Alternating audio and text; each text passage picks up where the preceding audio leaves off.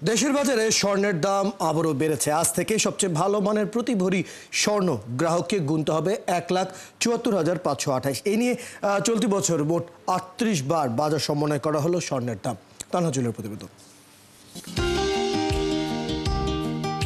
দেশের বাজারে সবশেষ ৫ দফা দাম সমন্বয়ের মধ্যে ৪ বারই বেড়েছে স্বর্ণের দাম।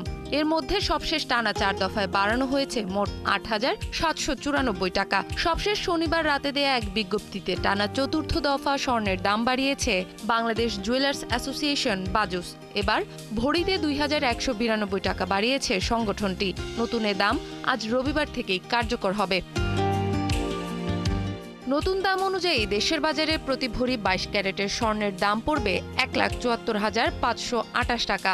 এছাড়া ২১ ক্যারেটের প্রতি ভরি ১,৬৬,৫৯৭ টাকা, ১৮ ক্যারেটের প্রতি ভরি ১,৪২,৮০২ টাকা এবং সনাতন পদ্ধতির প্রতি ভরি স্বর্ণের দাম পড়বে ১,১৮,১৬৮ টাকা। তবে স্বর্ণের দাম বাড়ানো হলেও দেশের বাজারে অপরিবর্তিত রয়েছে রূপার দাম।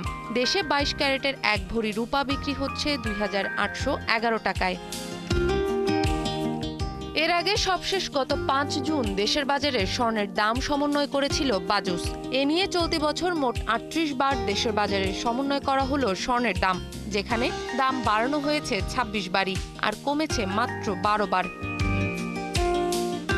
এদিকে মধ্যপ্রাচ্যে ক্রমবর্ধমান ভূরাজনৈতিক উত্তেজনা, মার্কিন ডলারের দরপতন ও ফেডারেল রিজার্ভের সুদের হার কমানোর সম্ভাবনা জোরদার হওয়ায় বিশ্ববাজারে রেকর্ড ছুঁয়েছে স্বর্ণের দামে।